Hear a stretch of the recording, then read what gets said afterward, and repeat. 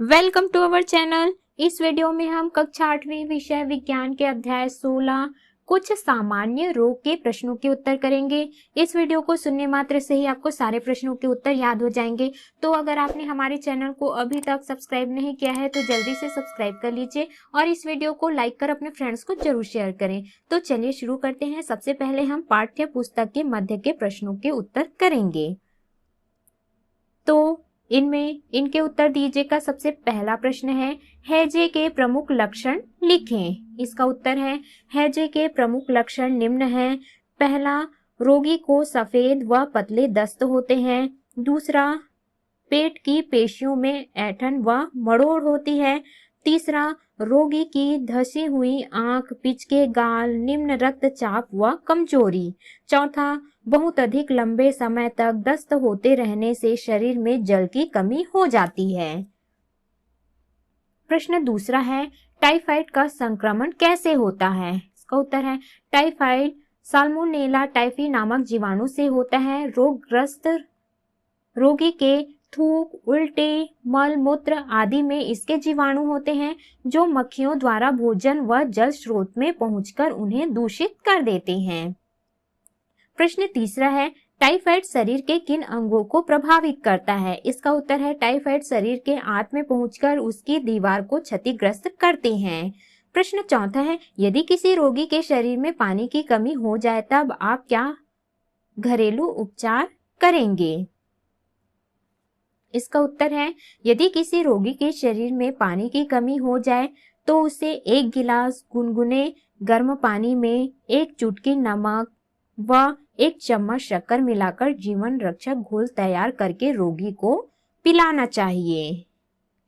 अगला है, इनके उत्तर दीजिए का पहला प्रश्न, परजीवी प्रोटोजोआ से होने वाले रोग कौन कौन से हैं। इसका उत्तर है, परजीवी प्रोटोजोआ से होने वाले रोग मलेरिया, पेचिस, अतिसार, डायरिया आदि हैं। प्रश्न दूसरा है, मलेरिया फैलने का प्रमुख कारण क्या है। इसका उत्तर है, मलेरिया फैलने का प्रमुख कारण मादा एनाफिलिस मच्छर है। प्रश्न तीसरा, दस्त तथा अतिसार के रोगी का प्राथमिक उपचार कैसे करेंगे।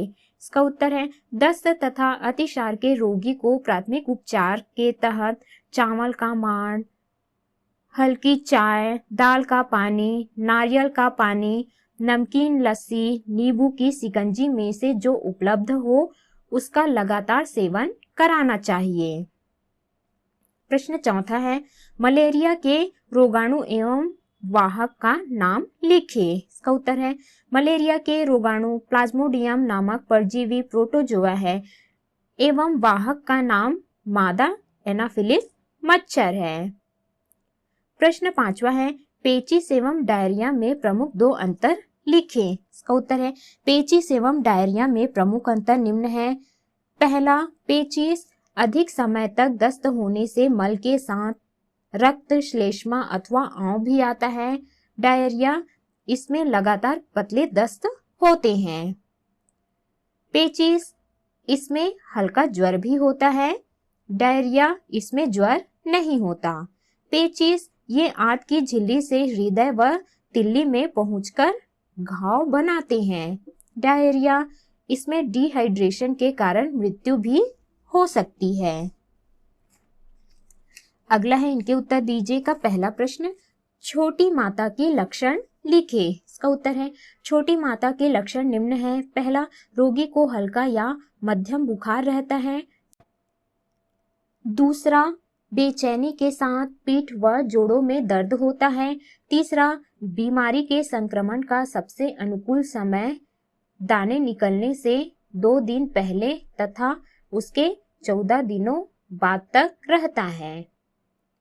चौथा, तीव्र स्थिति में शरीर दानों से भर जाता है। प्रश्न दूसरा है, पोलियो वायरस किस अंग को प्रभावित करता है। इसका उत्तर है, पोलियो वायरस संक्रमित व्यक्ति की आंत की दीवार में अपनी संख्या में वृद्धि कर लसिका और रक्त प्रवाह के द्वारा केंद्रीय तंत्रिका तंत्र में पहुंचकर पैरों की पेशियों को नियंत्रित करने वाली तंत्रिकाओं को नष्ट करता है। इस प्रकार पैरों की पेशियां अपना कार्य सही ढंग से नहीं कर पाती हैं, अतः संक्रमित व्यक्ति का पैर जीवन भर के लिए लकवाग्रस्त या अपंग हो जाता है। प्रश्न तीसरा है, ओपीवी क्या है? इसका उत्तर है ओपीवी का अर्थ है ओरल पोलियो वैक्सीन। प्रश्न चौथा है, पोलियो का संक्रमण किसके द्वारा होता है? इसका उत्तर है पोलियो का संक्रमण विषाणु के द्वारा होता है। अगला है, इनके उत्तर दीजिएगा। पहला प्रश्न, रेबीज का प्रमुख लक्षण क्या है? इसका उत्तर है रेबीज का प्रमुख लक्षण है जल से डरना। प्रश्न दूसरा, एड्स के विषाणु का पूरा नाम लिखिए। इसका उत्तर है एड्स के विषाणु का पूरा नाम HIV अर्थात इम्यूनोडेफिशिएंसी वायरस है। प्रश्न तीसरा, सिकल सेल रोग के क्या लक्षण हैं? इसका उत्तर है सिकल सेल रोग के लक्षण निम्न है। पहला, खून की कमी के कारण शरीर का रंग सफेद दिखाई देता है। दूसरा, जल्दी थकान और सांस फूलना। तीसरा, बार बार बुखार और सर्दी होना। चौथा, तिल्ली का आकार बड़ा होना। पांचवा, बच्चों के विकास में रुकावट। छठवां, चिड़चिड़ापन, खान पान में अरुचि। सातवां, हाथ पैर की उंगलियां, जोड़ों में सूजन तथा दर्द होना। प्रश्न चौथा है, सामान्य लाल रक्त कोशिका और हंस्याकार लाल रक्त कोशिका में क्या अंतर होता है? इसका उत्तर है सामान्य लाल रक्त कोशिका और हंस्याकार लाल रक्त कोशिका में अंतर। सामान्य लाल रक्त कोशिका ये गोलाकार होते हैं, हंस्याकार लाल रक्त कोशिका ये हंसियाकार होते हैं। सामान्य लाल रक्त कोशिका मुलायम व लचीले होते हैं, हंस्याकार लाल रक्त कोशिका लचीला, कम तथा अपेक्षाकृत कड़े होते हैं। सामान्य लाल रक्त कोशिका ये रक्त वाहिनियों में आसानी से बह सकते हैं। हंसियाकार लाल रक्त कोशिका ये रक्त वाहिनियों में फंस जाते हैं। सामान्य लाल रक्त कोशिका का जीवन काल 120 दिनों का होता है, जबकि हंसियाकार लाल रक्त कोशिका का जीवन काल 20 दिनों का होता है। अगला है अभ्यास के प्रश्न। प्रश्न पहला, रिक्त स्थानों की पूर्ति कीजिए। पहला, निर्जलीकरण रोकने के लिए रोगी को जीवन रक्षक घोल बार बार पिलाना चाहिए। दूसरा, मादा एनाफिलीज मच्छर के काटने से मलेरिया रोग होता है। तीसरा है, एक स्वस्थ बच्चे को अचानक छींके आई और उसकी नाक बहने लगी, उसे सर्दी जुकाम रोग हो सकता है। चौथा, एक बच्चे का एक पैर बहुत अधिक मोटा व एक पैर सामान्य है, उसे हाथी पांव रोग है। पांचवा है, लिम्फ वाहिनियां कृमि द्वारा संक्रमित होती हैं। छठवा है, पोलियो एवं रेबीज रोग में केंद्रीय तंत्रिका तंत्र प्रभावित होता है। प्रश्न सातवां है, मनुष्य के शरीर में प्रवेश करके HIV वायरस श्वेत रक्त कोशिकाओं को नष्ट करता है। अगला है प्रश्न दूसरा, सही व गलत कथन पहचान कर गलत कथन को सही कर लिखे। पहला, TAB का टीका टाइफाइड के लिए लगाते हैं, इसका उत्तर सही है। दूसरा, तपेदिक विब्रियो कॉलेरी द्वारा होने वाला संक्रामक रोग होता है, इसका उत्तर है गलत। हैजा विब्रियो कॉलेरी द्वारा होने वाला संक्रामक रोग है। तीसरा, मच्छर से बचने के लिए मच्छरदानी लगाकर सोना चाहिए, इसका उत्तर ये सही है। चौथा है, पेचिस व डायरिया के रोगी के मल को खुला नहीं छोड़ना चाहिए, वरन राख व मिट्टी से ढक देना चाहिए, इसका उत्तर गलत।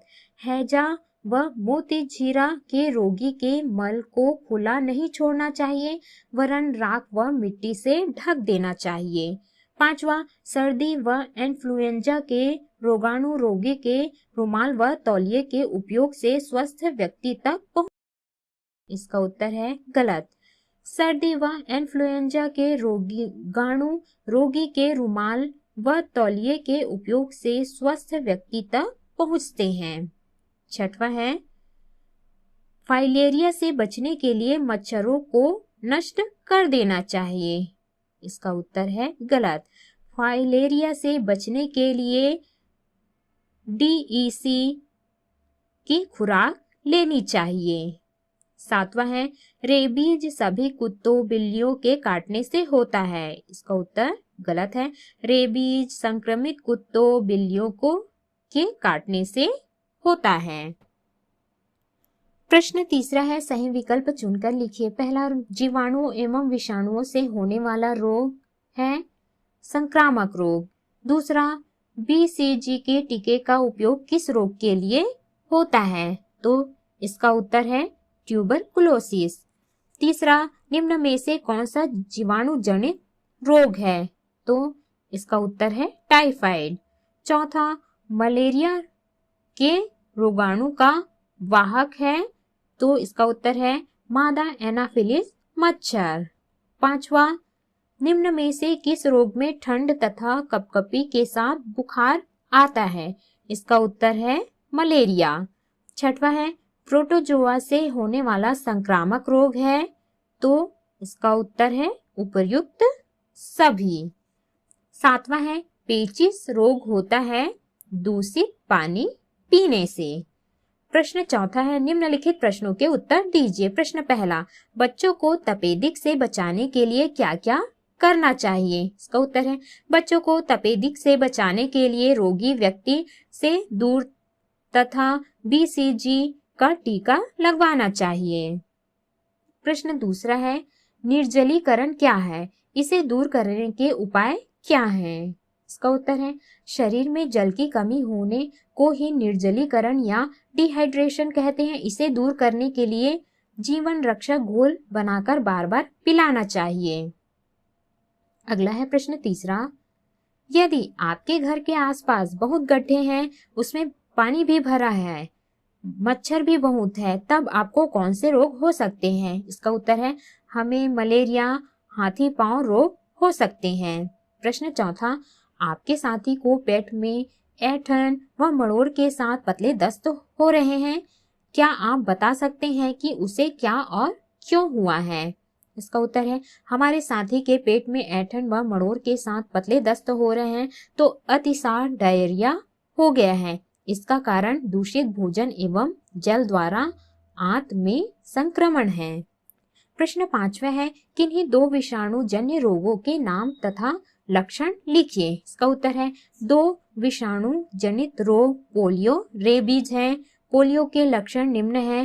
पहला, जुकाम के साथ बुखार आता है व उल्टियां होती है। दूसरा, बुखार के कारण गर्दन अकड़ जाती है।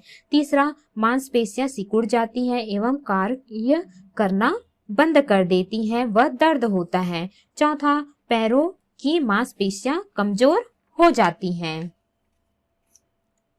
रेबीज के लक्षण निम्न हैं। पहला, जल से डरना ही मुख्य लक्षण है। दूसरा, तेज बुखार, सिर दर्द एवं बेचैनी रहती है। तीसरा, गले में अवरोध के कारण आवाज दबी दबी रहती है। चौथा, नाड़ियों के फटने से लकवा भी हो सकता है। प्रश्न छठवां है, मक्खियों के द्वारा कौन कौन से रोग फैलते हैं? इसका उत्तर है मक्खियों के द्वारा हैजा, पेचिश, अतिसार, डायरिया और पीलिया के रोग फैलते हैं। प्रश्न सातवां है, विवाह पूर्व रक्त जांच की रिपोर्ट क्यों देखी जानी चाहिए? इसका उत्तर है विवाह पूर्व रक्त जांच की रिपोर्ट इसलिए देखी जानी चाहिए क्योंकि सिकल सेल रोग का धारक वाहक का विवाह यदि सिकल रोग वाहक से होता है तो उसके बच्चे भी सिकल सेल के रोगी ही होंगे। तो इस प्रकार से हमने इसके सभी प्रश्नों के उत्तर